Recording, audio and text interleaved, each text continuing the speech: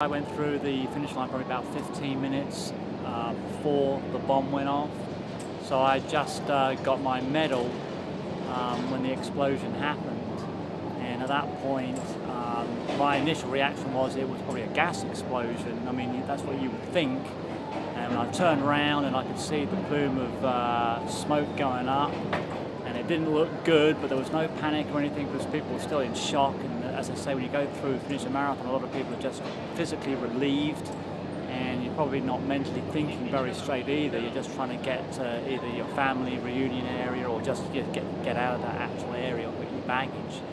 And then I turned back round to carry on, and heard the second explosion. It felt like it was almost immediate, and when I heard that, I knew that that was not right. And I've experienced bomb explosions in London back in the 70s, and that's exactly what it sounded like, because they used to use nail bombs, well, they put them in the trash cans, exactly that potentially what's happened here in Boston.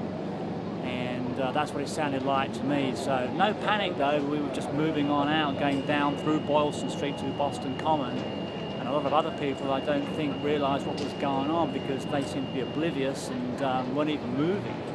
So how did you two, I assume that you two had to find each other, right? Yeah, we'd made previous arrangements, and basically we met at a coffee store at the bottom of Boylston Street and opposite the, I'm trying to think of the train station, I think it's Boylston Street Station.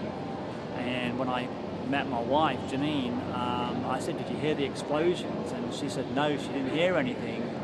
And it was then that you started seeing all the vehicles, the police vehicles, a lot of activity, and even unmarked police cars.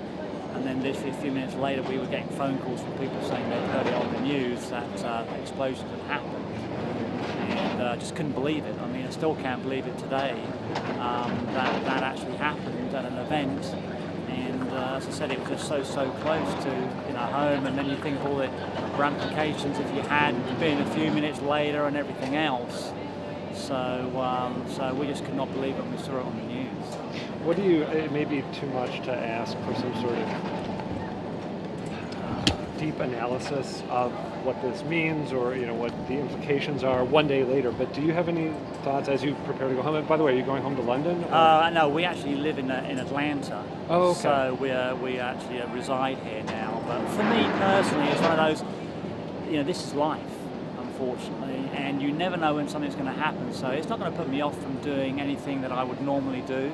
And I've run Boston now, this is the 6th year in a row, and I plan to come back next year, and I just expect that the security will be tightened at the finish line, and potentially I would think that you wouldn't have backpacks allowed, so that they would cordon the area off, so anybody entering that area would have to be told not to have a backpack, so you'd just be, just your own physical self, but it doesn't put me off, no.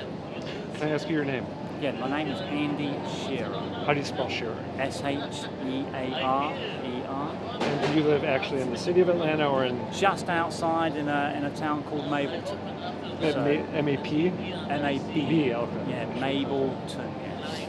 I'm just curious, how many minutes was it had you crossed the finish line? I figured now 15 minutes. I'm surprised it's that long. I am too, just simply because it didn't seem like 15 minutes, because what happens when you finish a marathon is there's a lot of congestion after the line, with people just finishing and stopping and almost stopping because they're so physically tired, and then you get funneled down and it gets very congested because people are looking for food and their space blanket to put on, and then you get your medal, so you don't travel very far in that time. Because initially I thought I'd only just got over the line 5 minutes before that actually happened, because physically when I turned round I was very close to the explosion. So last night I put it all together that it was 15 minutes from seeing the time on the clock to when I physically went through.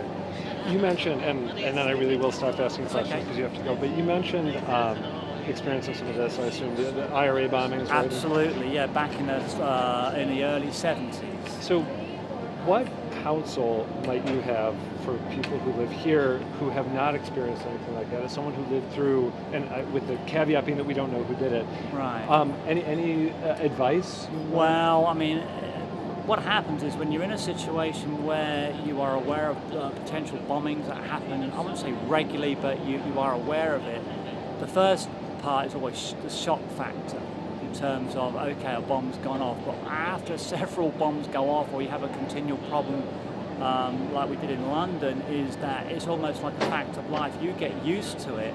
Now you can be more aware of it, but you don't think to yourself, it's going to happen to me. It's almost like in a car accident. You never think it's going to happen to you, but you become more aware of potentially what's going to happen.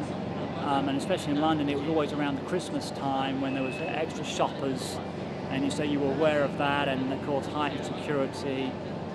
But in London, what they did is they removed all the trash cans, so it could not happen.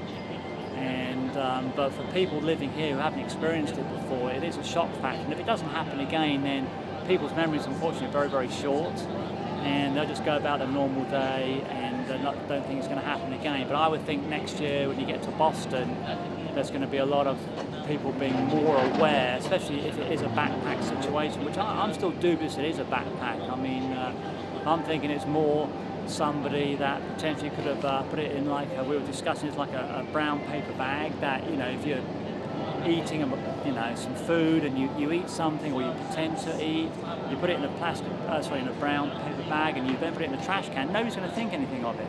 But if you saw somebody putting potentially a backpack in there or down, I think people would think that looks a little bit weird.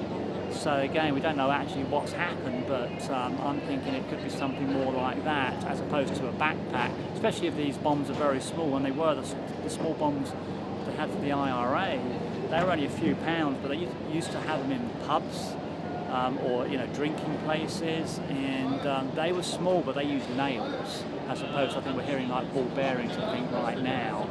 And nails, of course, are just as horrible as those ball bearings are. So we'll see. Thank you. Oh, I'm sorry, what were you saying? No, it's just so sad for those injured, like an 8-year-old boy. There he was with his family. Apparently his mother and sister's been impacted. They were just watching the race, the euphoria, celebration, it's Patriots Day, and now they've lost a loved one. I mean, it's terrible. It might only be because I have a daughter who's 7, but somehow when